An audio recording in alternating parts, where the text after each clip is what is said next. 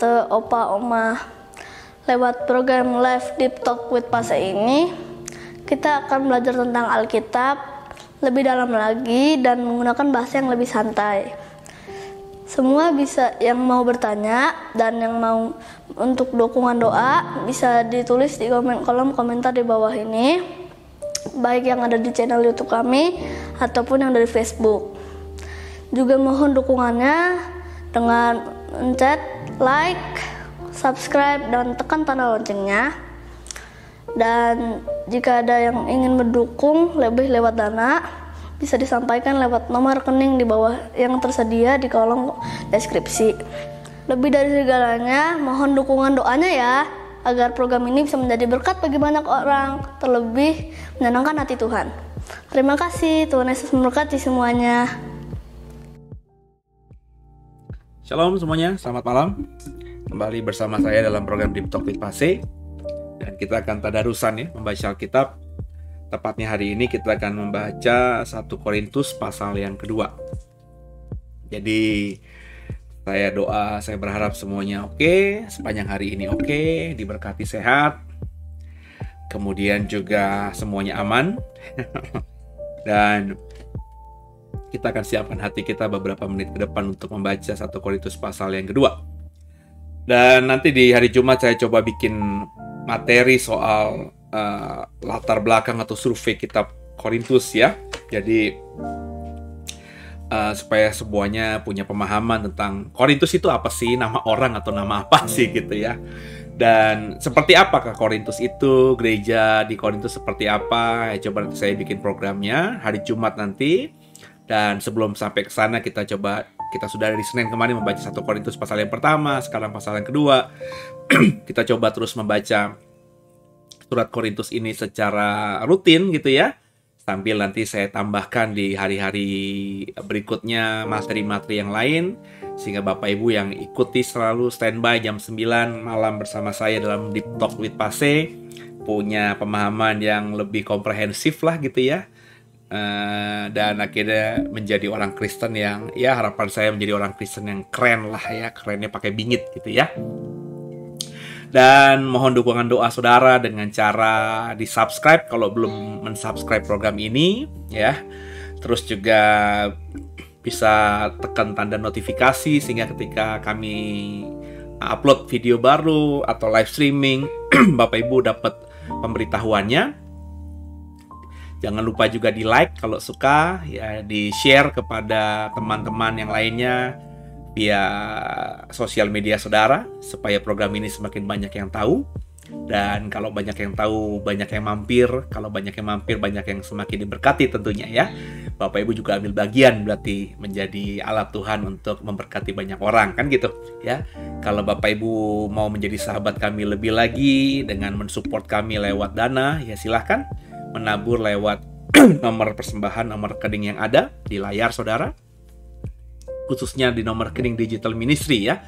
Karena kalau di sana Bapak Ibu menabur dalam program Digital Ministry, itu akan kami kelola dananya untuk upgrade ya, alat-alat yang baru, sehingga ke depan kita semakin punya alat-alat yang lebih representatif lah gitu ya.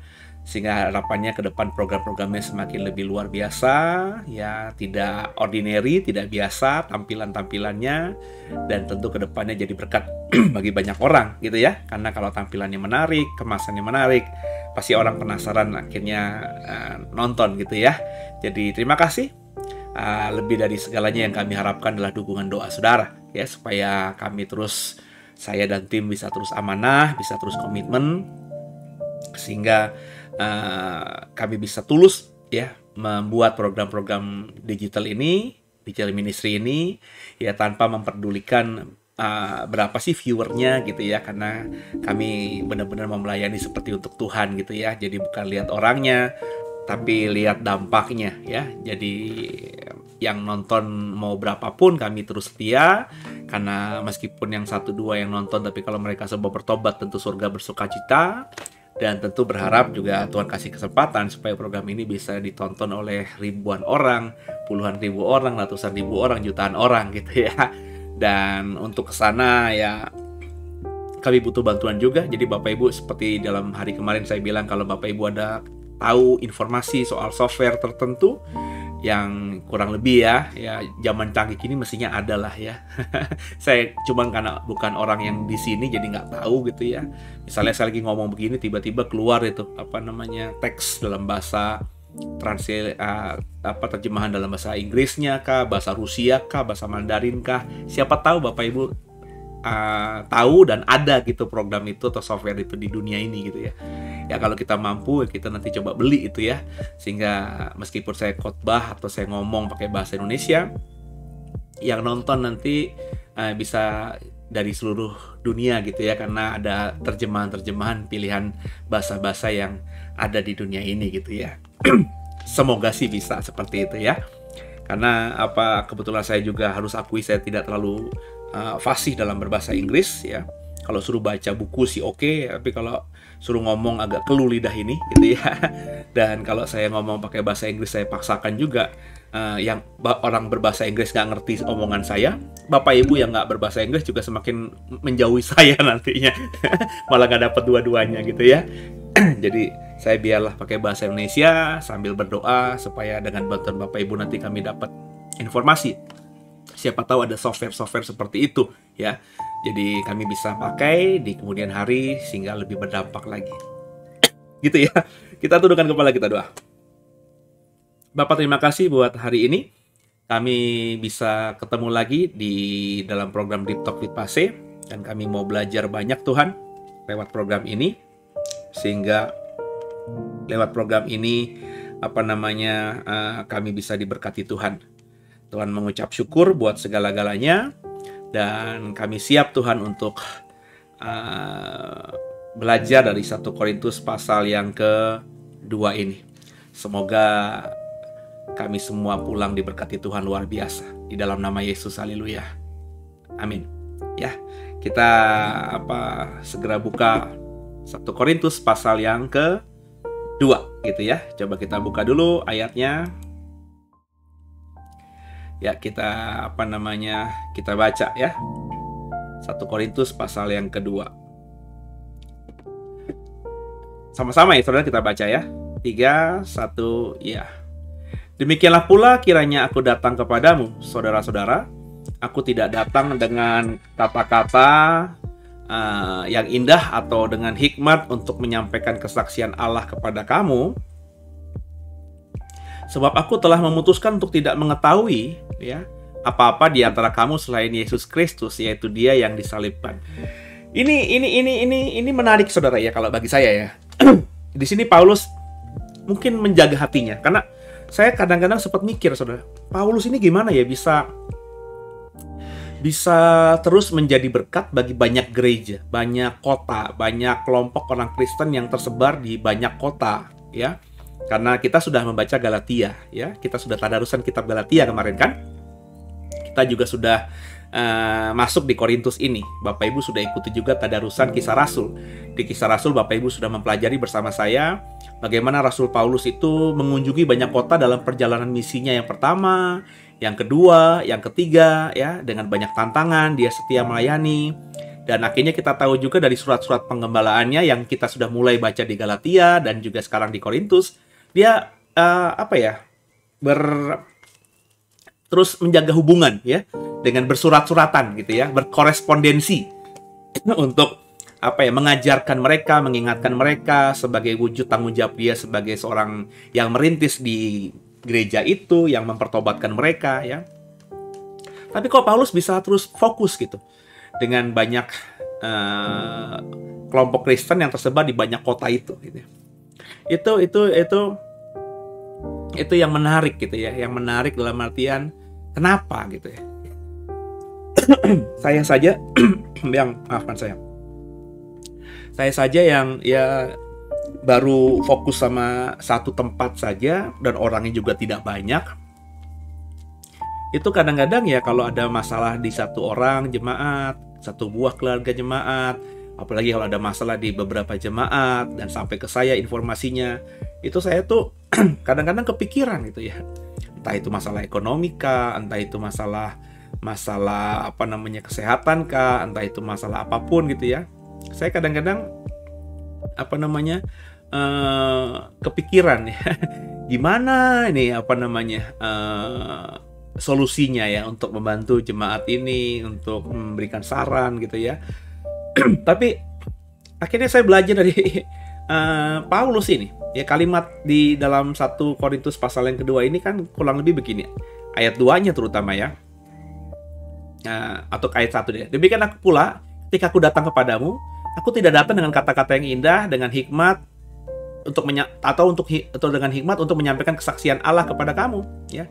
Sebab aku, ayat 2-nya, memutuskan untuk tidak mengetahui apa-apa di antara kamu selain Yesus Kristus, yaitu Dia yang disalibkan. Jadi memang Paulus tuh fokusnya hanya kepada Yesus. Hanya tentang Yesus.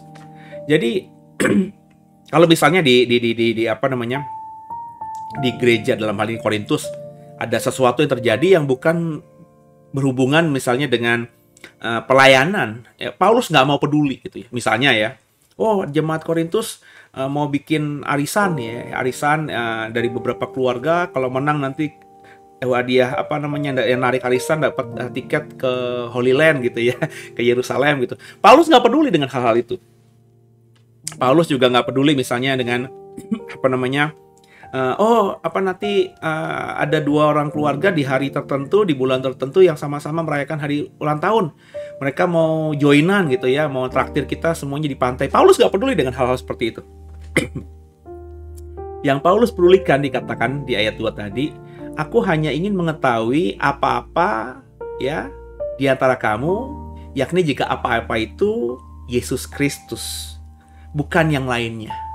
Jadi kalau ada perdebatan soal iman kepada Yesus, kalau ada problematika iman kepada Yesus, kalau ada cerita-cerita yang membuat iman Korintus, jemaat di Korintus berubah kepada Yesus, ya pokoknya kalau ada berhubungan dengan Yesusnya, Paulus baru peduli. Tapi di luar itu, Paulus nggak pernah peduli, gitu. Nggak terlalu memperdulikan begitu. Ini satu sisi bisa jadi negatif ya, kurang mengayomi, kurang join, kurang blend gitu ya. Tapi satu sisi juga membuat Paulus akhirnya bisa fokus dengan apa yang menjadi visi dan mimpinya, yakni ingin memenangkan sebanyak mungkin orang untuk Yesus Kristus. Ya, secara konteks yang sederhana, secara skop yang lebih kecil, saya mulai kerjakan itu. Ya. Jadi di tempat kami ya di Doe ya, saya untuk hal-hal yang kayak apa-apa gitu ya, saya udah nggak terlalu lah gitu ya. Maksudnya nggak terlalu bagaimana gitu. Ya udahlah, kalau udah running well gitu ya, udah jalan ya saya lepas gitu ya, saya nggak terlalu mau ikut campur gitu ya. Atau kalau misalnya ada undangan makan-makan atau kumpul-kumpul atau main-main apa, ya udahlah mereka aja gitu ya. Saya nggak mau terlalu kalau saya tidak mau terlalu gimana. Bukan satu sisi mungkin seperti saya menjauhkan diri gitu ya dari domba-domba yang Tuhan percayakan kepada saya. Tapi saya lebih fokus jujur untuk ayo kalau mau kumpul-kumpul kita mau ngelakuin apa buat Tuhan, buat pelayanan. Ayo kalau saya ngajak kalian ngobrol ya itu untuk apa? Bukan sekedar untuk ngobrol-ngobrol cengenges, tapi ya ada sesuatu yang saya kerjakan ya, yang bisa dibicarakan sehingga menjadikan sesuatu hal yang bisa kita kerjakan bareng untuk Tuhan ke depannya. Sama saudara saya juga, saya sering diundang sama teman-teman sampai akhirnya mereka malas ngundang saya untuk ketemu-ketemuan gitu ya, entah itu alumni, baik yang ketika dulu saya di sekolah sekuler sampai teman-teman yang satu angkatan atau satu alma mater di STT gitu ya. Sering kumpul-kumpul mereka di kafe tertentu lah, ketemu makan di Lapo manakah. Ya, saya sering cukup diajak gitu ya. Tapi saya kadang-kadang sekali dua kali saya pikir kalau ketemu di Lapo gitu, saya pernah soalnya menginisiasi ngumpulin teman-teman yang menurut saya kok belum pelayanan gitu ya, coba kita kumpulin lah gitu ya, kita ngobrol-ngobrol di tempat makan sambil nyantai, terus kita siapa tahu bisa membicarakan pelayanan ke depan gitu ya. Tapi kok nggak jalan gitu ya, dalam artian nggak bisa gerak gitu ya. Jadi ya mungkin karena masing-masing sudah punya sudah punya mimpi sendiri-sendiri yang mau dikejar gitu ya. Dan saya tidak menghakimi dan tidak menyalahkan mereka sih, cuman akhirnya saya menyimpulkan, kalau ngobrol-ngobrol sama teman-teman, meskipun mereka semuanya satu alma mater di Sekolah Tinggi Teologi tempat saya dulu mengabdi atau belajar, ya ternyata nggak bisa nyambung, nggak bisa menciptakan satu pelayanan khusus gitu loh. Nggak bisa sama-sama kita bisa bekerja sama untuk mengerjakan sesuatu bagi Tuhan gitu ya. Udah cukup beberapa kali tuh ya. Ya akhirnya saya mikir, ya udahlah ya. Kalau gitu ya ngapain lah gue ngobrol-ngobrol atau makan-makan gitu ya, ketemu-temu mereka cuma cekak-cekik, ngobrolin si A, ngobrolin si B ya, ngobrolin tempat kita melayani dulu, ya ngapain gitu ya. Kalau bagi saya membuang energi, maafkan saya ya, itu kalau saya ya. Jadi daripada gitu mendingan gue di rumah aja, quality time sama istri sama anak-anak, atau mungkin ngerjain sesuatu seperti saya bikin program rekaman-rekaman seperti ini, ya bikin materinya gitu ya, sehingga lebih berdampak gitu ya. Jadi karena saya sering nolak, saya sering nggak mau, saya sering bilang iya nanti kalau ada waktu saya pergi gitu, tapi nggak pergi gitu ya, nggak niat bohong kan itu kan, kalau ada waktu saya pergi, ternyata ya nggak ada waktu saya nggak pergi gitu ya. Akhirnya nggak diundang, dan teman-teman masih begitu, sering ketemu tuh, foto-fotonya masih sering saya lihat di Facebook, ketemu di mana lah, ketemu di sini lah gitu ya. Kalau saya sih ya ngapain gitu lah ya. Jadi kecuali kalau diundang, yuk kita ngomongin, kita mau pelayanan buat suku-suku terasing gitu ya. Mungkin meskipun badan saya nggak bisa pergi, tapi saya mau datang karena saya mau mensupport teman-teman yang mau membangun pelayanan seperti itu gitu ya. Tapi kalau coba sekedar ngobrol-ngobrol ya, membanggakan pelayanan masing-masing gitu ya, bagi saya sih what for gitu ya. Dan ya itu saya sih ya, sama di teman-teman yang lain pun juga gitu ya. Kalau cuma sekedar ngajak makan-makan tuh saya bilang ngapain, meskipun diajak makan tuh pasti dibayarin gitu ya, di tempat yang mahal sekalipun, saya pikir ya apalah ya, apalagi udah usia kayak saya gini ya, kalau makan itu ya udah nggak terlalu ngoyo, saya makan apapun nggak terlalu gimana gitu, nggak kayak dulu ya, bahkan nggak usah dulu lah ya, 3-4 tahun lalu aja gaya makan saya udah beda ya. Dulu mungkin saya masih ada nafsu makan A, B, C gitu ya. Kalau saya sekarang ya bisa makan puji Tuhan, nggak makan juga nggak dapet juga puji Tuhan ya. Kalaupun makan yang enak yang saya suka juga nggak terlalu berlebihan, biasa aja gitu ya. Kalau makanan yang nggak enak juga saya bukannya nggak makan, tapi bisa makan juga. Jadi kalau bagi saya untuk makan minum pakai untuk umur saya sekarang ini kayaknya udah nggak jadi gimana gitu. Jadi kalau diajak ketemuan untuk makan di restoran termahal sekalipun nggak kayak dulu gitu. Kalau dulu itu mungkin ayo gitu ya. Meskipun kesana cuma kenyang jasmani tapi rohaninya kering gitu ya. Tapi masih saya yain dulu. Tapi kalau sekarang saya mikir panjang gitu ya. Jadi belajar sih dari Paulus ya, sehingga akhirnya bisa fokus ya. Pikiran kita bisa fokus untuk hal-hal yang memang satu, kita boleh agak ke kiri dikit, ke kanan dikit gitu ya. Kita boleh sedikit keluar dari jalur gitu ya. Kayak saya kan hiburan saya kayak kemarin udah ada bioskop dibuka gitu ya. Hiburan saya yang ngajak anak nonton, karena memang saya suka nonton gitu kan. Ya ada film action cukup bagus, ya anak saya bilang, "Pak nonton itu ya, ayo" gitu kan ya. For first time selama hampir setahun lebih ya, nggak nonton di bioskop, akhirnya nonton gitu ya. Dengan jarak yang aneh lah, nonton bioskop jauh-jauhan gitu ya, sepi pula gitu ya. Kecuali yang untuk kayak gitu-gitu tuh bagi saya sih oke gitu, dalam artian ya nggak terlalu jauh lah melencengnya gitu ya, karena itu kan membangun juga kebersamaan dengan ya anak-anak lah ya, dengan istri gitu ya, dengan keluarga ya, jadi ada berkatnya juga gitu ya. Nah ya tapi cuma sekedar itu gitu ya. Untuk ada me time khusus ya, kayak saya sering menikmati melihat gitu ya ternakan saya gitu ya, sambil nontonin gitu ya, terus sambil ngasih makan gitu ya, tapi kan nggak terlalu jauh, nggak terlalu melenceng gitu lah ya, terus kembali lagi pada fokus ya. Jadi akhirnya ya tadi program Deep Talk with Pase ini udah berapa bulan ya, udah serinya udah hampir seri ke-60 kalau nggak salah kan ya. Berarti udah kalau dihitung-hitung udah hampir 3 bulanan ya, 4 bulanan lebih gitu ya, kita komitmen gitu ya, setiap hari bikin program untuk Deep Talk with Pase ini. Dan ya itu bisa terus semangat gitu loh, bisa terus fokus gitu. Itu karena tadi hal-hal yang lain tuh nggak selalu fokusin gitu loh. Ya, kalau bisa dikerjain, ayo gitu. Kalau nggak bisa ya nggak apa-apa ya. Terlebih kalau saya lihat itu nggak menguntungkan untuk pelayanan ya, nggak ada sesuatu yang bisa saya kerjakan untuk Tuhan, ngapain saya kongko-kongko menghabiskan waktu gitu ya. Ya jadi belajar dari Paulus, saya ngerti akhirnya karena dia seperti itu. Ya, lanjut ayat 3-nya ya. Aku juga telah datang kepadamu dalam kelemahan dan dengan sangat takut dan getar, baik perkataanku maupun pemberitaanku tidak kusampaikan dengan kata-kata hikmat yang meyakinkan, tapi dengan keyakinan akan kekuatan roh, supaya iman kamu jangan bergantung pada hikmat manusia, tapi oleh kekuatan Allah. Ini yang juga saya pelajari, ya, bahwa khotbah, sharing firman Tuhan itu bukan dengan kepintaran, ya, bukan dengan ilmu yang kita punya, tapi dengan kekuatan roh. Maksud saya begini loh, saya sering ngobrol sama istri saya ya, dia lagi belajar di STT gitu ya, dia juga mulai khotbah gitu kan ya. Kecenderungannya orang yang mulai belajar khotbah itu atau sekolah teologi itu berusaha untuk cari pakai bahasa aslinya kah ya, mau menunjukkan lah gitu ya skill teologi yang dia dapat ya.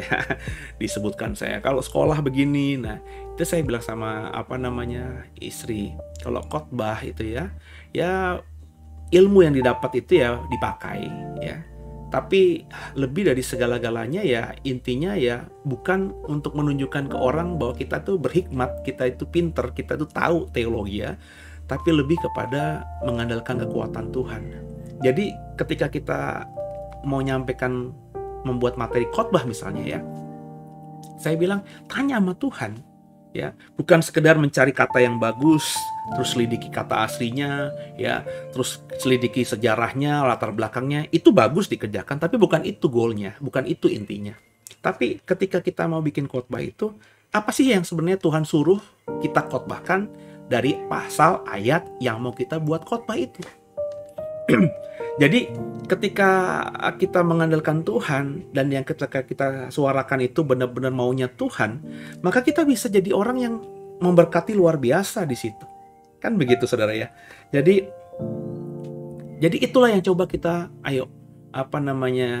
kerjakan di hari-hari ini ya. Jadi kita bukan bergantung pada ini kita ya. Ini pinter iya penting, tapi jangan ini nih kekuatan itu penting ya, kita kuat, kita sehat kan penting ya, tapi jangan mengandalkan kekuatan kita, kesehatan kita ya. Jadi kita harus bergantung pada the power of Christ, kekuatannya Allah, kekuatannya Tuhan gitu ya, bergantung penuh sama Tuhan. Dalam banyak aspek juga gitu. Kalau saya tadi kasih contoh soal khotbah gitu ya, kalau saudara juga kalau mau merintis suatu usaha ya, bukan karena saya punya pengalaman di situ, saya udah tahu ilmunya.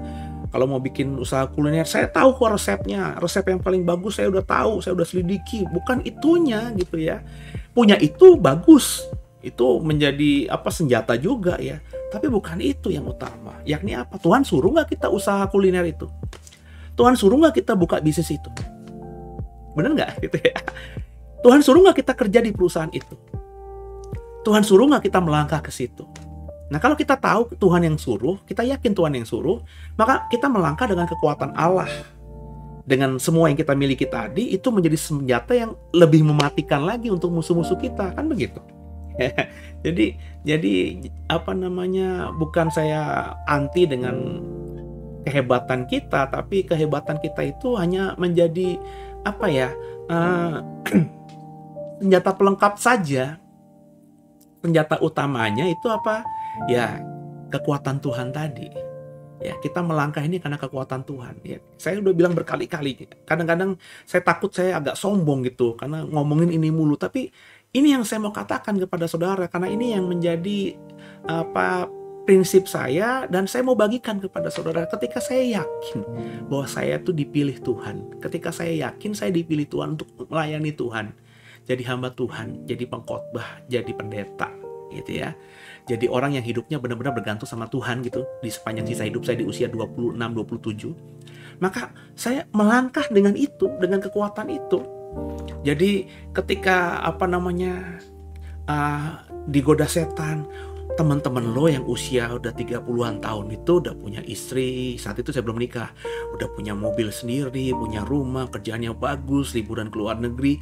Saya bisa abaikan itu, saya nggak peduli gitu. Karena yang gue kerjakan ini meskipun belum bisa bikin gue kesana, tapi saya sedang melakukannya dengan kekuatan Tuhan, dengan perintah Tuhan.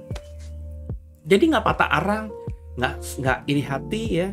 Ketika saya masih ingat banget tuh ya, meskipun saya di dalam angkatan saya di STT, tempat saya kuliah di S1 itu cukup menonjol karena pernah jadi ketua senatnya gitu ya, ketua mahasiswanya.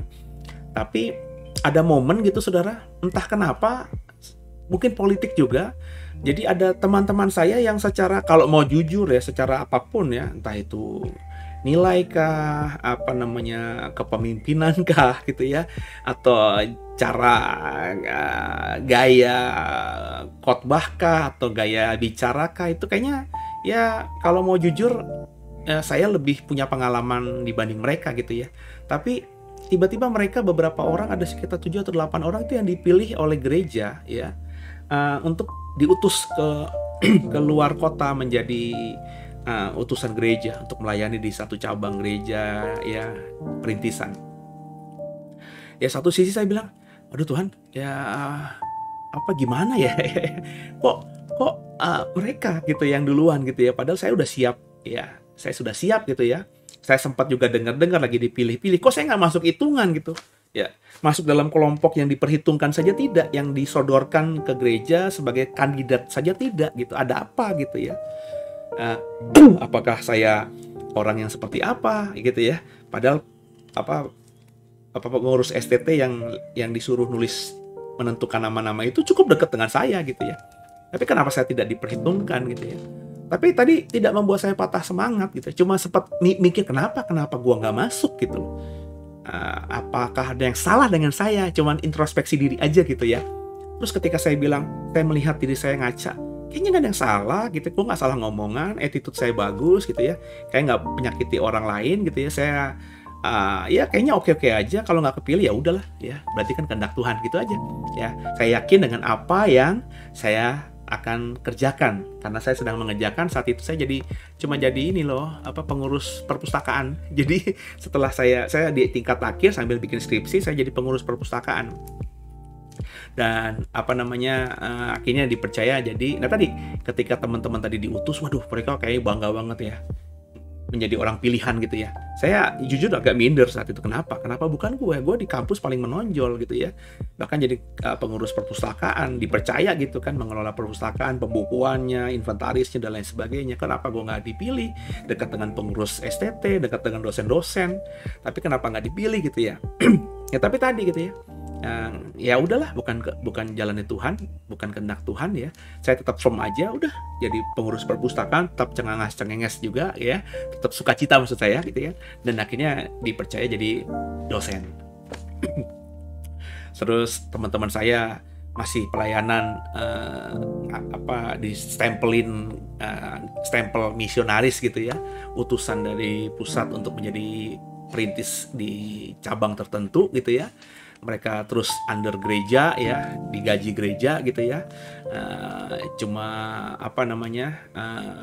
diutus keluar gitu ya, jadi pelayan Tuhan di daerah. Saya nggak mengecilkan mereka ya, tapi saya akhirnya dipanggil oleh gembala jadi timnya gembala gitu ya.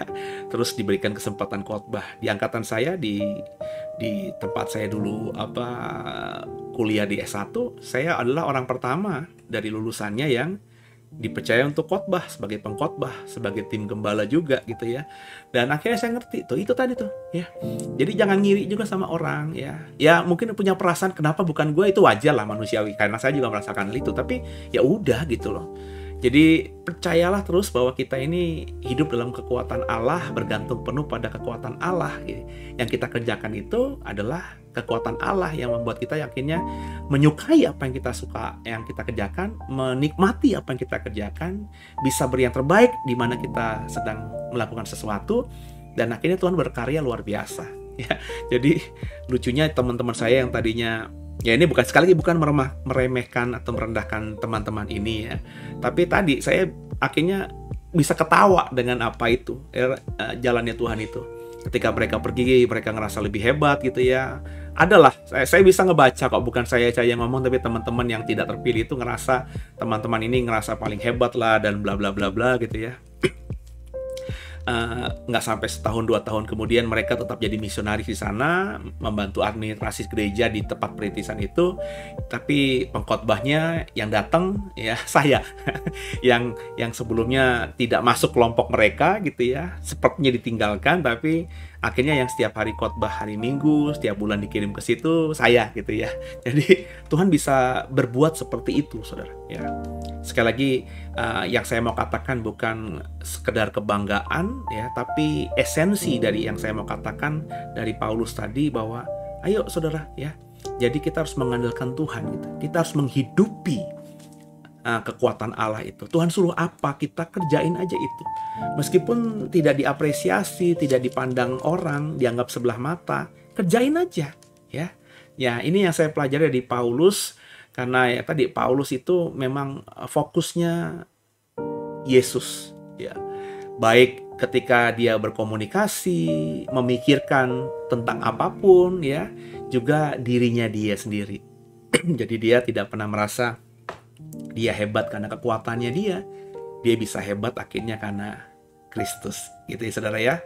Semoga dipahami. Coba sekarang kita baca ayat berikutnya. Hikmat yang benar. Sesungguh pun demikian, kami memberitakan hikmat di kalangan mereka yang telah matang, yaitu hikmat yang bukan dari dunia ini, dan yang bukan dari penguasa-penguasa dunia ini, yaitu penguasa-penguasa yang akan ditiadakan. Tapi yang kami beritakan ialah hikmat Allah yang tersembunyi, dan rahasia yang sebelum dunia dijadikan. Sebab disediakan Allah bagi kemuliaan kita. Tidak ada dari penguasa dunia ini yang mengenalnya, sebab kalau sekiranya mereka mengenalnya, mereka tidak menyalibkan Tuhan yang mulia. Ini kembali prinsip kalau bagi saya. Saya banyak belajar dari orang yang namanya Paulus ini, saudara. Ya. Jadi Paulus itu begitu bangganya menjadi orang yang menjadi pemberita dari sesuatu yang tidak dipahami oleh orang lain. Yesus yang dia beritakan, Yesus yang dia layani. Itu dia sadar sendiri bahwa inilah yang termulia. Begitu termulianya, sangat termulianya, sehingga banyak orang di dunia ini yang tidak mengenal dia. Ya. Jadi dia tuh ketika menjadi penginjil, kemana-mana agak susah hidupnya gitu ya. Kemana-mana menderita. Udah berkali-kali mau dibunuh, dirajam batu, berkali-kali mau ditangkap, dianiaya, berkali-kali difitnah.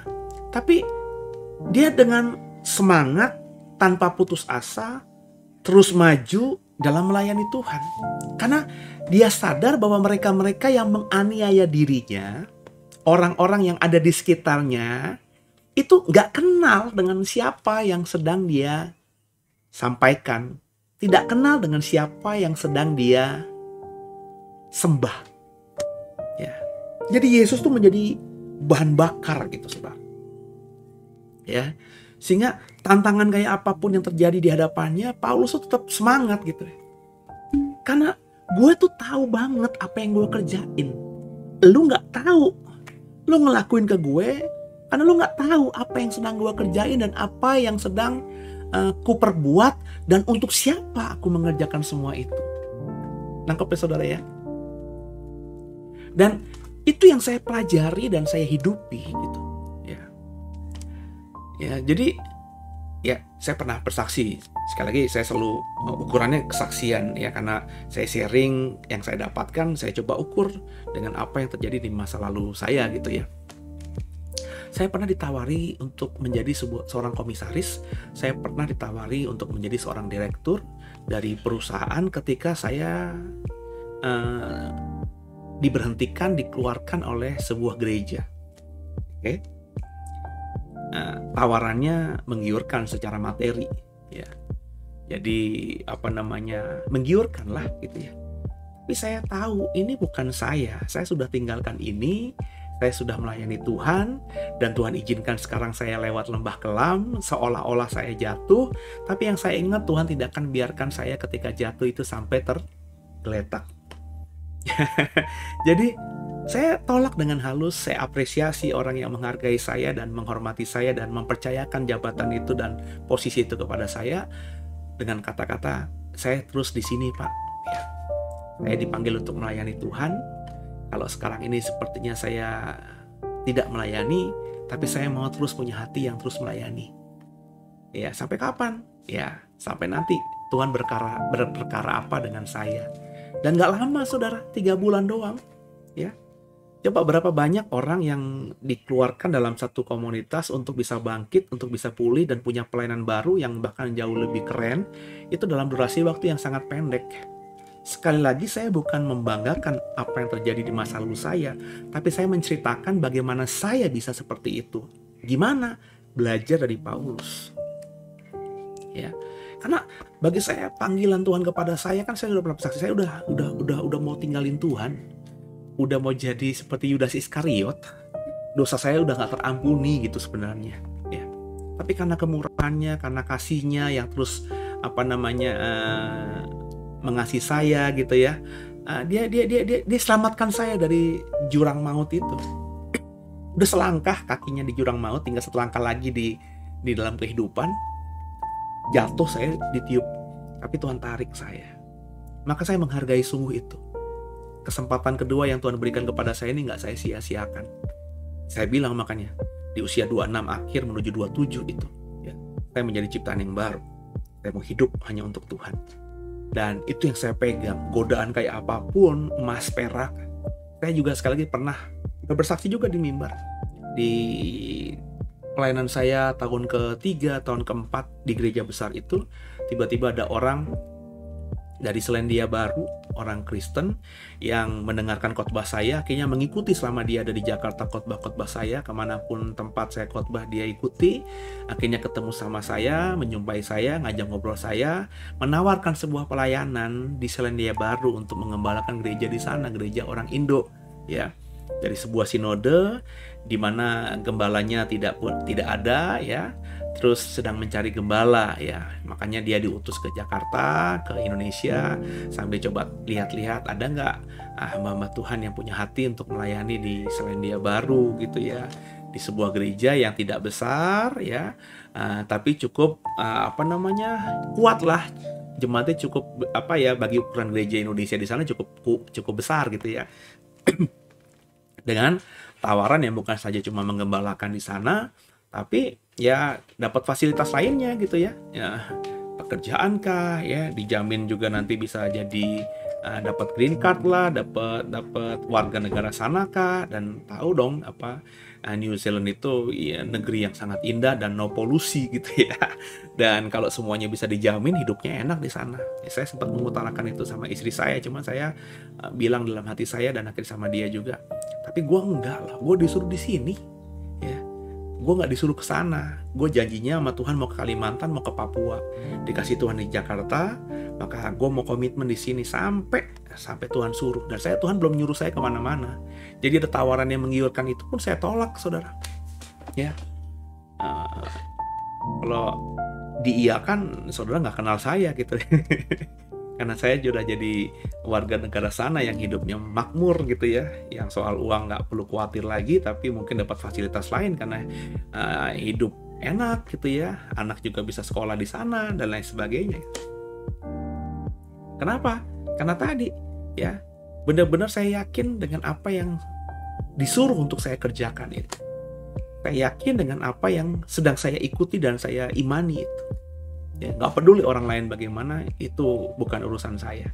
Dan saya berharap lewat program ini, lewat tulisan Paulus di 1 Korintus pasal 2, dan dari kesaksian saya tadi, saudara juga begitu ya.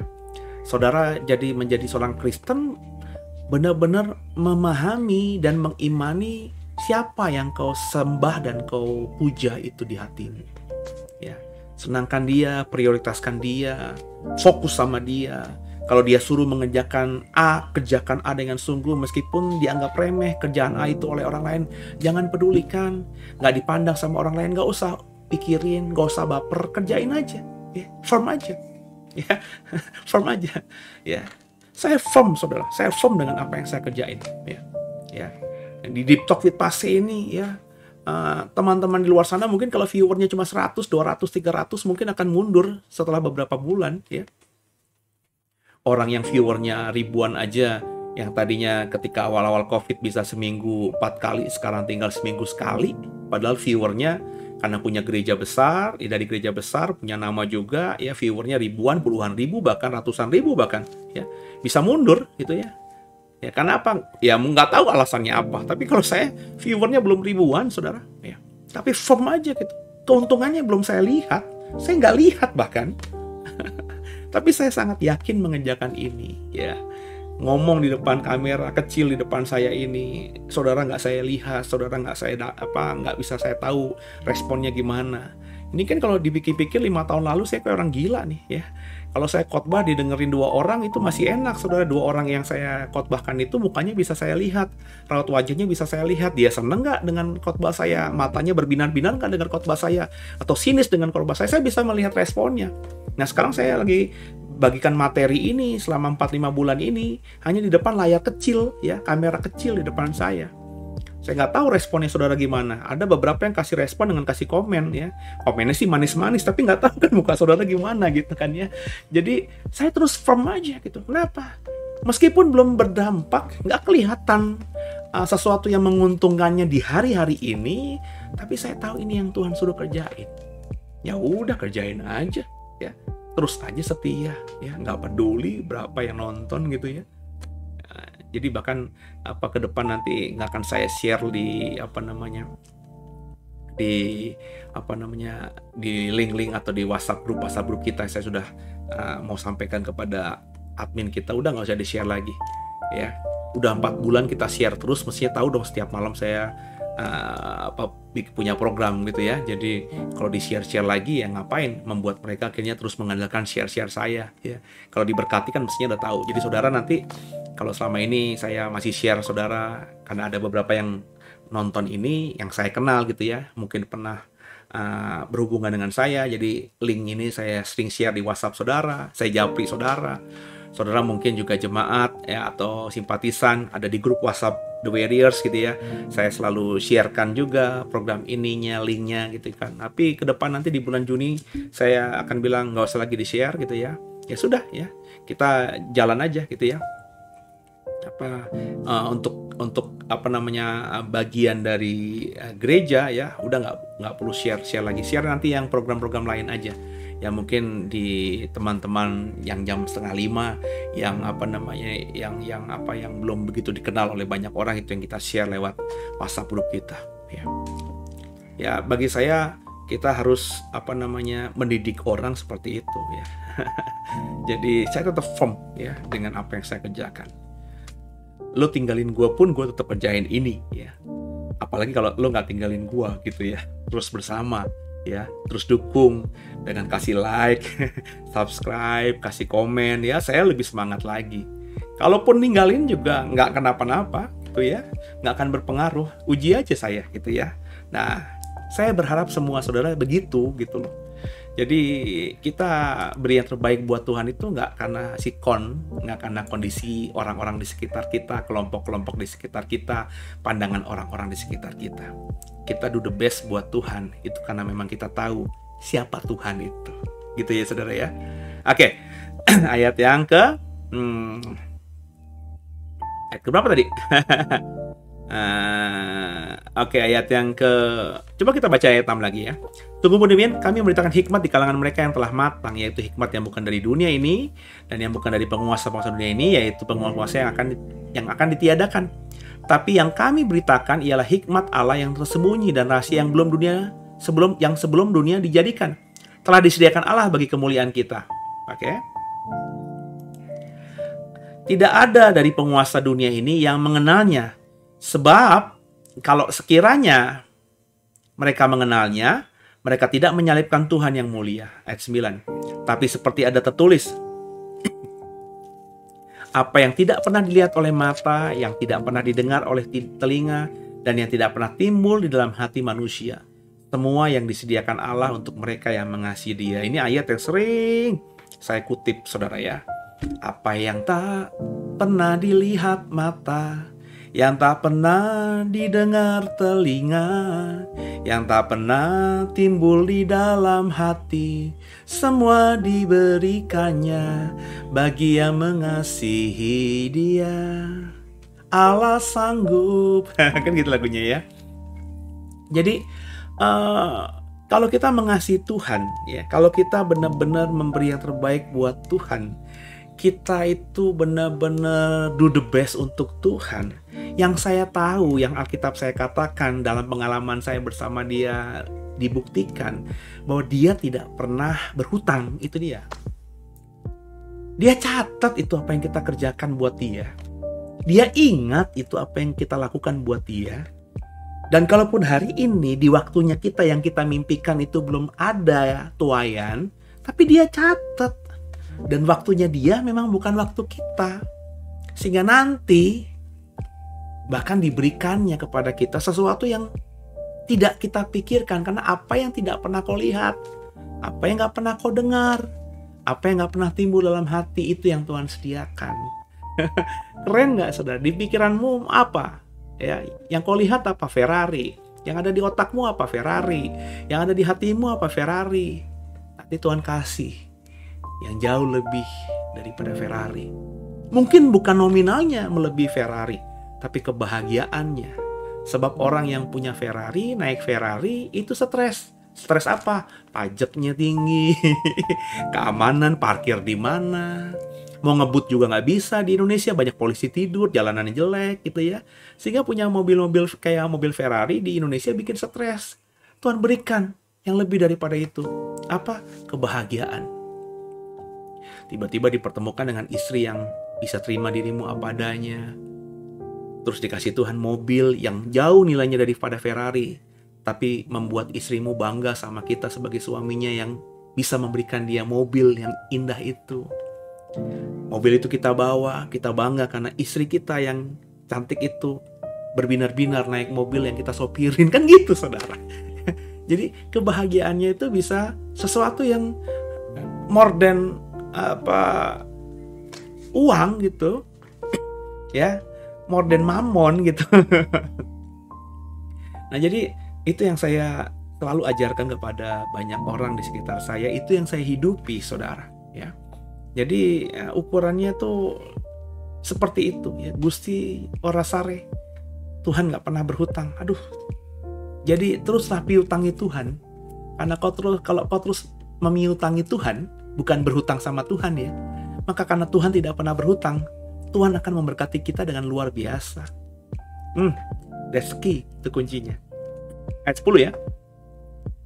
Karena kepada kita Allah telah menyatakan oleh Roh, sebab Roh menyelidiki segala sesuatu, bahkan hal-hal yang tersembunyi dalam diri Allah. Nah tadi, hal-hal yang tersembunyi dari diri Allah itu hanya kita bisa dapatkan kalau kita punya Roh. Di Kisah Rasul saya sudah ajarkan bagaimana itu kita penuh dengan Roh. Di Galatia kita sudah ajarkan pentingnya kita penuh dengan Roh juga. Saya sudah ajarkan juga dalam khotbah hari Minggu kemarin tentang apa itu kepenuhan Roh Kudus. Sebab kalau kita penuh dengan Roh, maka Roh akan menyelidiki segala sesuatu dan bahkan hal-hal yang kita tidak tahu tentang Tuhan sebelumnya. Ini Alkitab ini boleh dimiliki semua orang, saudara. Ya. Saya mau ngomong tolong jangan disalahpahami ya. Jadi Alkitab ini bisa dimiliki oleh semua orang. Semua orang bisa baca Alkitab ini. Nggak ada yang bisa melarang orang untuk membaca, untuk membeli dan membaca Alkitab. Tapi orang-orang yang membaca, orang-orang banyak yang sama-sama membaca kitab Matius contohnya, ya, pasal 1 contohnya, ayat 8 contohnya gitu ya, itu pasti tidak akan punya pemahaman yang sama, pengertian yang sama. Nangkep ya? Hanya orang-orang yang penuh dengan Roh yang bisa membaca Matius pasal 1 ayat 8 contoh ini, itu yang akhirnya bisa menemukan rahasia-rahasia tersembunyi dari Allah yang tidak didapati oleh orang-orang lain yang sama-sama sedang membaca Matius pasal 1 ayat 8. Nangkep saudara? Nangkep saudara? Ya. Jadi tadi ya. Makanya saya tuh nggak pernah puas bosan membaca Alkitab. Karena semakin saya dekat dengan Tuhan, semakin saya intim dengan Tuhan, membaca Alkitab tuh semakin terang benderang gitu, semakin jelas, semakin mendapatkan sesuatu yang baru. Hal-hal yang baru, hal-hal yang tadinya tersembunyi nggak saya temukan. Pada saya udah baca ayat itu berulang-ulang, tiba-tiba didapatkan, ditambahkan, ditambahkan. Sehingga saya tuh nggak pernah malu untuk khotbah dengan cerita dari perikop yang sama, pasal yang sama, ayat yang sama. Saya nggak pernah malu untuk mengulang khotbah. Kenapa? Karena saya merasa, saya yakin khotbah saya di pasal, di perikop, di ayat tertentu di tahun lalu, ketika itu kembali saya khotbahkan di hari ini, ketika saya merenungkannya, menggumulinya, mendalaminya, sama dengan apa yang saya kerjakan di tahun lalu, hasil outputnya akan beda. Tuhan akan berikan hikmat yang berbeda ketika membaca ayat yang sama itu. Pengertian yang berbeda. Belum tentu yang kemarin itu salah. Bisa jadi yang kemarin itu saya hanya membacanya dari sudut sebelah kiri. Sekarang saya dapatkan dari sudut sebelah kanan. Mungkin tahun depan saya membaca ayat yang sama, saya dapat hikmat karena saya membacanya dari sudut atas. Jadi selalu ada yang baru, saudara. Paham ya, saudara ya? Itulah gunanya roh dalam diri kita. Ya.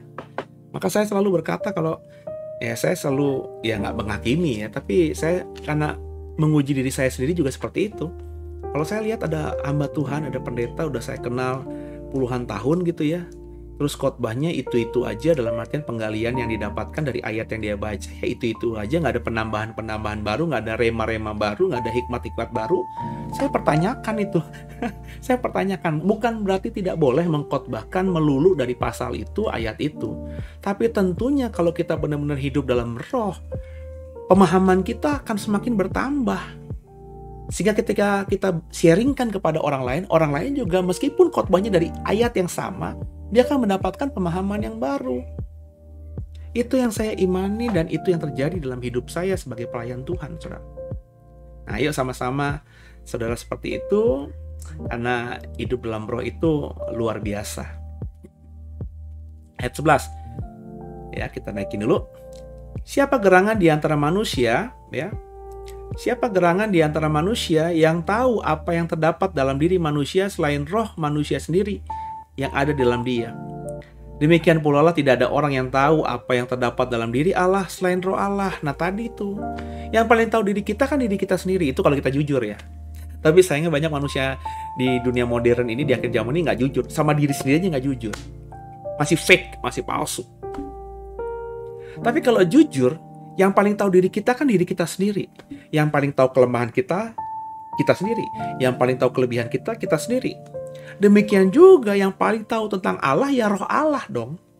Maka ketika roh Allah itu kita undang dan diam dan hidup dalam diri kita, maka kita semakin hari semakin mengenal Allah. Semakin mengenal Allah bukan saja dari pengalaman pribadi, bukan saja dari ayat-ayat yang kita baca, tapi karena roh Allah, roh yang punya Allah itu yang menuntun kita sehingga kita bisa mengerti yang tidak dipahami orang yang punya pengalaman, tidak dipahami oleh orang yang sekedar baca Alkitab. Ya. Saya di dalam pergumulan saya di usia saya sekarang ini sebagai hamba Tuhan, orang Kristen, saudara, saya merasa ada sebuah kebenaran yang belum berani saya katakan kepada banyak orang. Ya. Saya masih menggumulinya. Tapi semakin hari, semakin lewat minggu, lewat bulan, lewat tahun, ini sudah saya gumuli hampir kurang lebih 7-8 tahun, bahkan sebelum ada The Way, saudara. Secara eksplisit kadang-kadang terungkap, tapi tidak saya buka secara vulgar. Kenapa? Karena saya takut saya salah. ada sesuatu kebenaran yang saya rasa saya dapat itu karena saya semakin mengenal Tuhan saya. Tapi saya masih belum berani mengajarkannya secara vulgar karena saya merasa bahwa banyak orang Kristen yang belum sampai pemahamannya atau belum cukup matang untuk bisa mendengarkan apa yang saya mau sampaikan. Saya bukan berarti merendahkan banyak orang termasuk saudara ya, bukan. Tapi yang saya mau sampaikan ini memang pasti akan banyak mengguncang orang gitu ya. Saya akui apa yang saya mau sampaikan ini sebenarnya sudah banyak juga. Bukan banyak lah. Ada beberapa hamba Tuhan tertentu yang sudah pernah saya dengar juga secara implisit, eksplisit mengatakannya di mimbar mereka. Tapi saya tidak mau sekedar membicarakan itu atau mengajarkan itu berdasarkan mengikuti mereka. Nah, itu mereka, pilihan mereka. Saya belum berani memilih untuk mengatakan itu secara vulgar, paling tidak di mimbar the way, saudara. Ya, saya masih menggumulinya, gitu ya. Tapi tadi, saudara, kalau bagi saya semakin saya datang kepada Tuhan, semakin saya kenal Tuhan, Roh Kudus itu bahkan bisa menjelaskan kepada saya tentang Tuhan jauh di luar dari apa yang tertulis di Alkitab ini. Meskipun ini adalah firman Tuhan, ini pegangan kita, tapi yang saya dapatkan dalam tahun-tahun terakhir saya ini, beyond that, melebihi ini. Itu yang saya takutin, saudara. Saya takut saya salah, saya takut itu suara hati semata. Tapi satu sisi saya bilang saya sudah berserah sama Tuhan, hidup dalam Tuhan. Roh Kudus sudah saya undang, saya menghidupi Roh Kudus sungguh. Berarti suara hati pun kan dari Roh Kudus juga. Jadi masih agak sedikit belum firm begitu, nangkap ya? Dan bagi saya yang mau saya sampaikan ini ya bukan masalah prinsip dalam artian keselamatan yang hakiki gitu ya. Jadi karena bukan doktrin yang kuat, bukan sesuatu yang sangat prinsip, sangat tinggi nilai wibawa rohaninya, ya saya tahan aja gitu sampai saya benar-benar sejahtera untuk mengatakannya. Entah kapan, belum tentu tahun ini, bisa jadi 5 tahun, 6 tahun lagi, bisa jadi saya hanya pertinggalkan itu di dalam diary saya atau dalam tulisan saya yang nantinya baru ketahuan terpublish ketika saya udah nggak ada. Siapa tahu, saya nggak tahu ya. Siapa tahu saya nulisnya nanti menyampaikannya di ketikan-ketikan saya. Ketika saya nggak ada, istri saya, anak saya buka-buka tulisan saya, ternyata dah pengajaran saya seperti itu. Tapi saya paling tidak lebih menghargai orang lain yang bahkan berbeda dengan saya hari-hari ini. Ya. Saya bisa mendapatkan kebenaran, ya, bisa diberkati dari orang-orang yang bahkan tidak beriman kepada Yesus. Ya. Saya bisa mendapatkan mutiara-mutiara, serpihan-serpihan, puzzle-puzzle itu. Saya lebih menghargai orang lain, menghormati orang lain, lebih mau mendengar orang lain tanpa terlebih dahulu sudah naruh stigma atau sesuatu di otak saya bahwa mereka nggak mungkin benar, mereka hidup di luar kebenaran. Kebenarannya itu loh, saudara, yang saya berani berkatakan. Ya, ada banyak orang di luar sana yang bukan Kristen yang juga mengetahui kebenaran meskipun tidak utuh. Cakep ya? Dibandingkan dengan orang Kristen, kebanyakan yang menghidupi katanya mereka tahu kebenaran, tapi kebenarannya tidak utuh juga. Nangkep ya, saudara ya? Jadi kadang-kadang saya berpikir sekarang ini ya, ini orang gak jelas-jelas bukan Kristen, tapi yang dia katakan, yang dia sampaikan, tutur katanya itu kebenaran. Meskipun saya sadar kebenarannya dia ini tidak seutuh yang saya dapatkan dalam Alkitab saya. Tapi saya lebih menghargai orang-orang itu sekarang ini dibandingkan orang-orang yang mengaku Kristen cuap-cuap di sana, katanya dia tahu kebenaran, tapi ternyata ketika kebenaran yang dia imani katanya paling benar itu disuarakan, ternyata nggak utuh. Cuma sama pasal doang, serpihan-serpihan doang. Ya saya lebih menghargai orang-orang di luar sana sekarang ini. Nah, dengan model seperti itulah sekarang ini saya membangun hubungan dengan orang-orang di luar kelompok Kristen. Cara pandang saya ketika diskusi, ketika juga membangun misalnya pertemanan, persahabatan.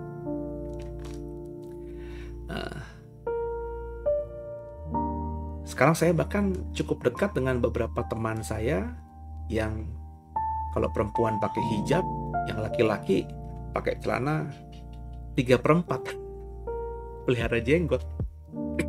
Ya. Berapa banyak orang Kristen yang sudah membangun benteng ketika bertemu dengan orang-orang seperti itu. Ya.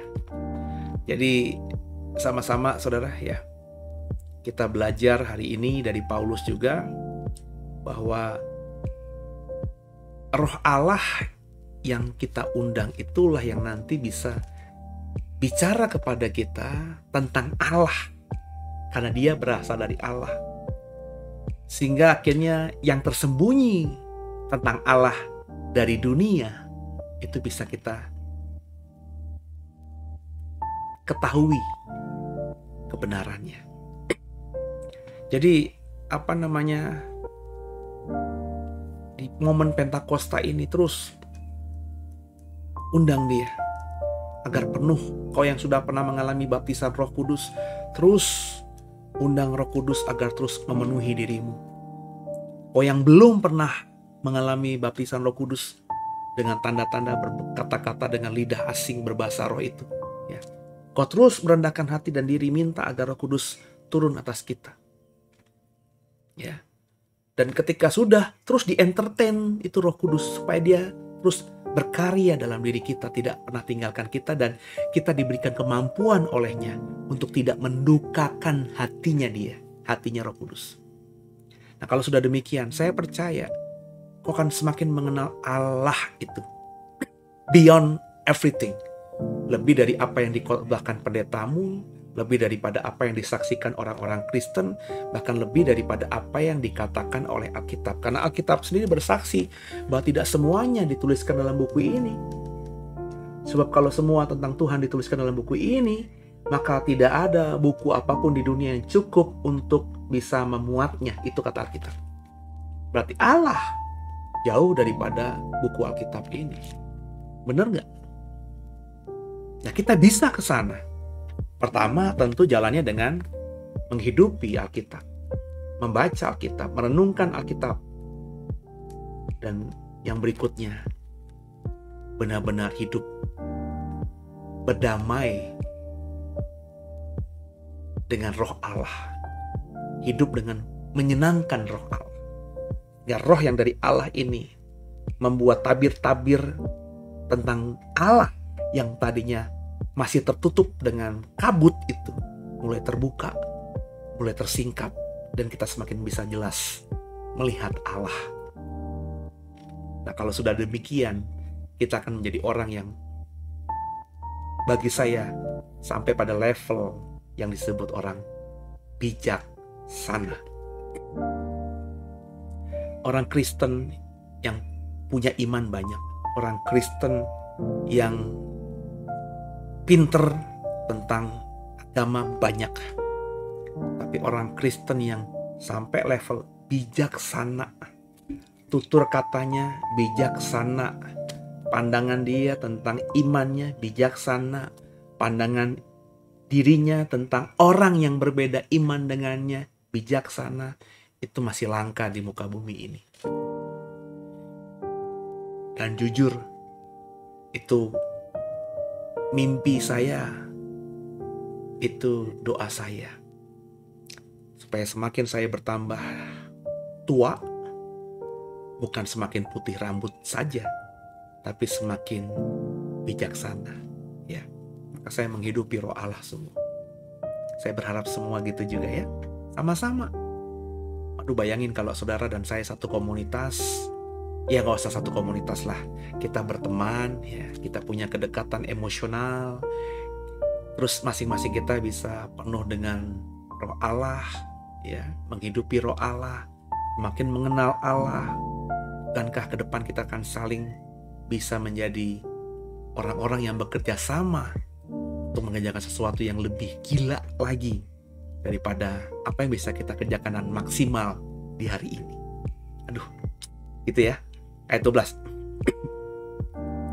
Kita tidak menerima roh dunia, tapi roh yang berasal dari Allah, supaya kita tahu apa yang dikaruniakan Allah kepada kita. Dan karena kami menafsirkan hal-hal rohani kepada mereka yang mempunyai roh, kami berkata-kata tentang karunia-karunia Allah dengan perkataan yang bukan diajarkan kepada kami oleh hikmat manusia, tapi oleh roh. Ayat 14. Tetapi manusia duniawi tidak menerima apa yang berasal dari roh Allah, karena hal itu baginya adalah suatu kebodohan, dan ia tidak dapat memahaminya, sebab hal itu hanya dapat dinilai secara rohani. Tapi manusia rohani menilai segala sesuatu, tapi ia sendiri tidak dinilai oleh orang lain. Sebab siapakah yang mengetahui pikiran Tuhan sehingga ia dapat mengasihi dia?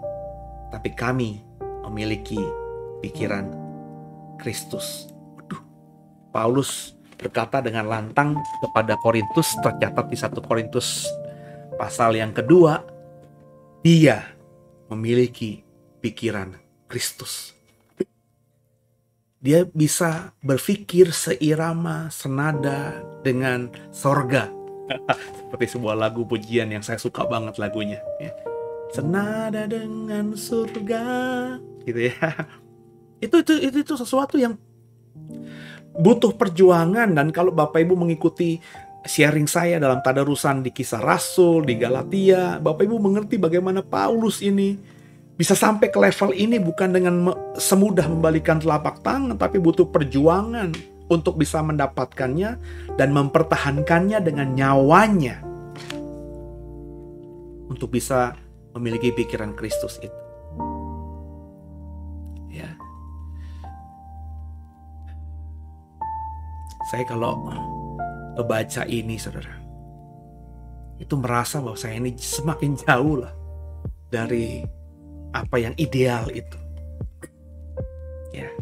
Tapi nggak membuat saya putus asa. Ya. Itu mungkin yang dikatakan Paulus, semakin aku tahu, semakin aku nggak mengerti. Ya. Itu yang Paulus katakan mungkin juga, itu kenapa yang di masa lalu kuanggap seperti sampah. Karena meskipun dia di masa lalu tahu, merasa tahu, ternyata semakin dia mengenal Tuhan, menghidupi Roh Allah yang membuat dia semakin mengerti dan jelas tentang Tuhan, dia merasa apa yang dianggapnya hebat di masa lalu itu, ya udah sampah aja. Jadi memang kuncinya untuk memiliki pikiran Kristus itu adalah menghidupi Roh Allah dengan sungguh. Karena untuk bisa mengerti Allah, satu-satunya yang bisa mengerti Allah hanya Roh Allah. Untuk kita bisa mengerti Allah, maka kita harus berteman, bersahabat, berdamai, dan menyenangkan Roh Allah yang kita undang menguasai diri kita. Nanti Roh Allah itulah yang menuntun kita, membuka semua pikiran kita. Diajarkannya nanti kepada kita bagaimana kita bisa serupa seperti Kristus itu. Jadi kalau saya mendapatkan kebenaran dari kisah 1 yang kita baca kemarin, kisah 2 ini, ada korelasinya tentang bagaimana sebenarnya yang dikerjakan oleh jemaat Korintus yang seolah-olah berpisah, membangun benteng-benteng, ya, kelompok-kelompok Paulus, kelompok Kefas, kelompok Apolos, ini adalah kebodohan. Ya, mengidolakan pendeta tertentu, rasul tertentu, hamba Tuhan tertentu, guru-guru agama tertentu, itu sebuah kebodohan. Ya. Orang-orang kagum menyandang dirinya kelompok Paulus, tapi si Paulusnya saja sendiri berkata bahwa memiliki pikiran Kristus itu harus diperjuangkan dengan sungguh. Dan di ayat 14 tadi dikatakan bahwa kalau kita sudah dikuasai dengan Roh Allah, dan Roh Allah itu menuntun kita untuk berkata-kata tentang Kristus, kalau tidak dipercayai oleh orang di luar sana, ya manusiawi, biasa saja. Kenapa? Mereka adalah manusia duniawi. Benar nggak di ayat 14 kan begitu? Tapi manusia duniawi tidak menerima apa yang berasal dari Roh Allah. Karena bagi mereka itu sebuah kebodohan. Jadi kalau Bapak, Ibu, dan saya akhirnya bersaksi, berkhotbah, menginjil, menceritakan tentang Allah yang kita tahu dan kita kenal dari Roh Allah yang ada dalam diri kita kepada orang di luar sana, terus orang di luar sana tidak mau dengar, kalaupun dengar tidak mau percaya, ya sudah, biarin aja, santai aja.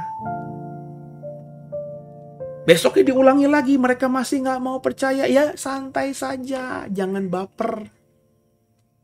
Nah, berikutnya ketika dikerjakan lagi, kalau saya biasanya sampai 3 kali maksimal lah. Ya sudahlah, kita pakai energi kita daripada 4 kali ke orang itu, kita pakai energi kita untuk mulai memberitakan Yesus, mengenalkan Yesus kepada siapa? Orang yang baru, kelompok yang baru, media yang baru, kan begitu. Ya. Karena pastilah yang dari duniawi itu akan menganggap kita ini bodoh, tidak mempercayai kita itu sesuatu yang biasa. Aneh justru kalau kita menceritakan tentang Allah yang kita tahu dari Roh Allah yang ada dalam hati kita kepada banyak orang, terus orang langsung meresponnya. Wih, keren banget. Berarti nggak ada dong roh duniawi dalam dunia ini gitu kan? Karena langsung satu frekuensi. Saya ngomong A, mereka juga percaya A. Saya ngomong B, mereka juga percaya B. Tapi kan nggak begitu. Kita ngomong putih, mereka hitam. Kalaupun tidak hitam, mereka abu-abu, setengah putih, setengah hitam. Kan gitu, saudara. Ya, jadi yuk sama-sama belajar dari 1 Korintus 1 hari kemarin, 1 Korintus 2. Saya semakin memahami Paulus, memahami apa yang dia hidupi dan dia ajarkan, memahami firman Tuhan, bahwa untuk mengenal Allah kita harus benar-benar intim dengan Roh Allah, karena Roh Allah lah yang berasal, satu-satunya yang berasal dari Allah. Maka Roh Kudus itu jangan dipermainkan. Jangan lo nyanyi into my heart, abis itu main judi. Into my heart, terus mabok-mabokan. Into my heart, Lord, into my heart. Holy Spirit, into my heart. Kita undang Roh Kudus, Tuhan masuk dalam hidup kita, terus kita jinah cabul. Kita mungkin bisa mengelabui banyak mata manusia, hati manusia. Tapi orang seperti ini mendurhakakan Roh Allah. Saya sekali lagi lebih mengapresiasi orang di luar sana yang gak pernah ngundang Roh Kudus karena gak percaya Roh Kudus, tapi hidupnya terus brengsek, daripada orang yang selalu minta Roh Kudus masuk, minta Roh Kudus datang, tapi hidupnya gak pernah mau berubah menjadi baik. Ini kurang ajar, pakai bener, pakai banget, pakai bingit. Yuk saudara, kita yang sudah bertobat ini terus berdamai, bersahabat, intim dengan Roh Allah, sehingga kita semakin mengenal Allah. Kalau kita semakin mengenal Allah, kita gak akan baperan sama dunia. Sekalipun dunia mengejek kita, menganiaya kita, kita tetap fokus. Kenapa? Karena kita memiliki pikiran Allah di dalam otak. Sehingga kata Paulus, pikirkanlah perkara-perkara di atas, bukan lagi di bawah. Itu menjadi sesuatu yang sangat mungkin. Semoga kau dan aku habis dengar ini mengerjakannya. Selamat malam. Amin. Ya. Itu dari saya di 1 Korintus pasal yang kedua, cuma 16 ayat, nggak banyak. Kita lanjutkan besok ya. di 1 Korintus pasal yang ketiga ya. Semakin dalam Korintus, semakin kau paham bagaimana menjadi seorang Kristen dan paham menjadi gereja atau orang Kristen yang hidupnya benar, memprioritaskan hal yang benar dan bersikap yang benar.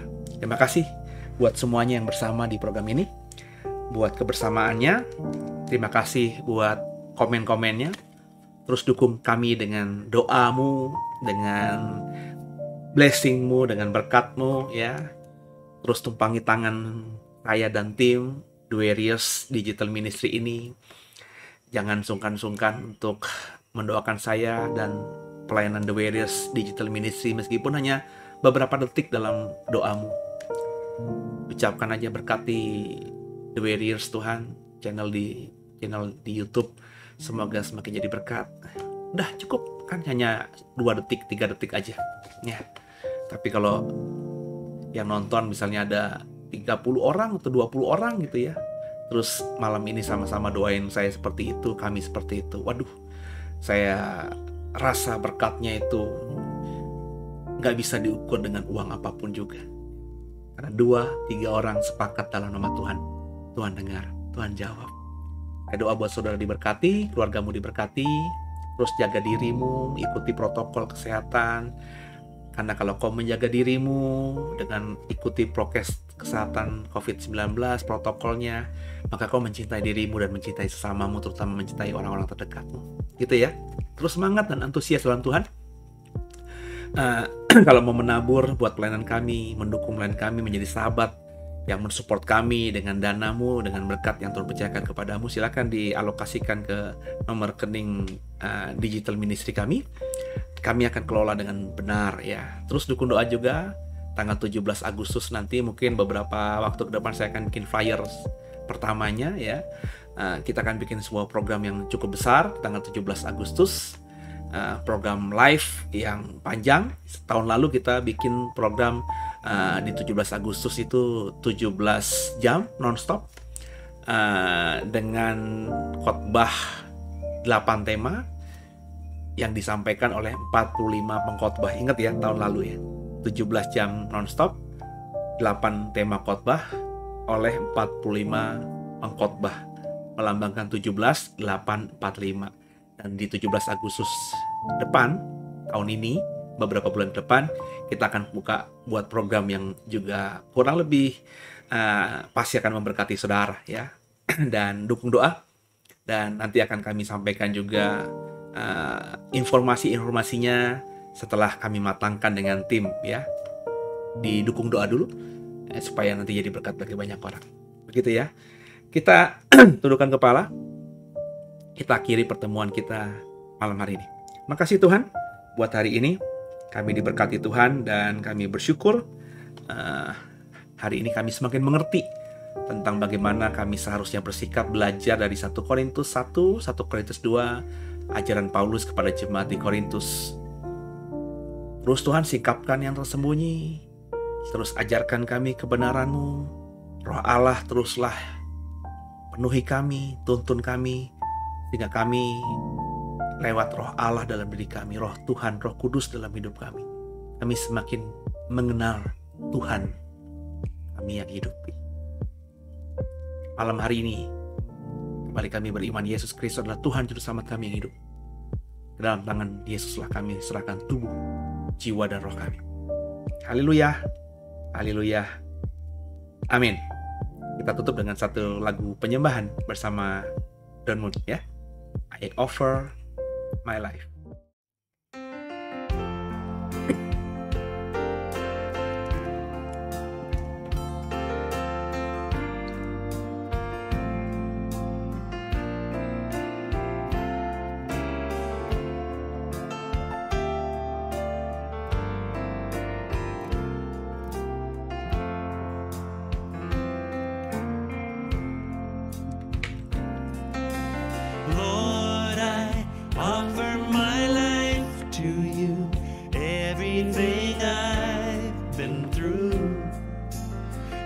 It for your glory, and Lord, I offer my days to you.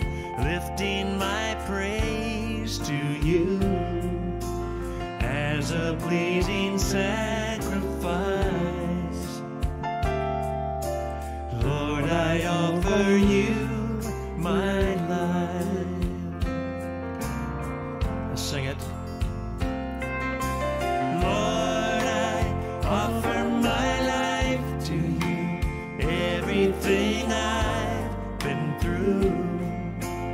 Use it for your glory, and Lord, I offer my days to you, lifting my praise to you as a pleasing sacrifice. Lord, I offer you my life.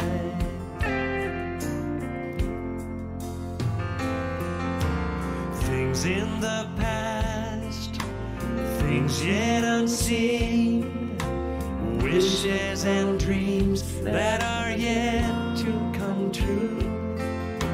All of my hopes and all of my plans, my heart and my hands are lifted to you.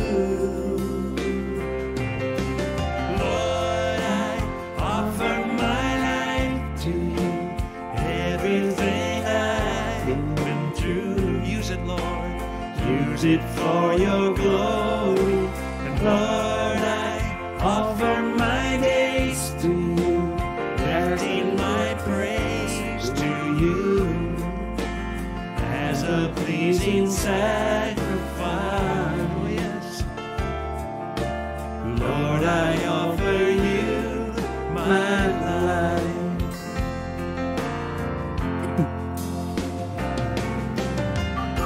Saya ada 2 kali ya, dalam 2 hari berturut-turut nyanyi lagu ini. Lagu ini bagi saya kerennya luar biasa. Ya, kita diajar di sini untuk menyerahkan hidup kita sama Tuhan,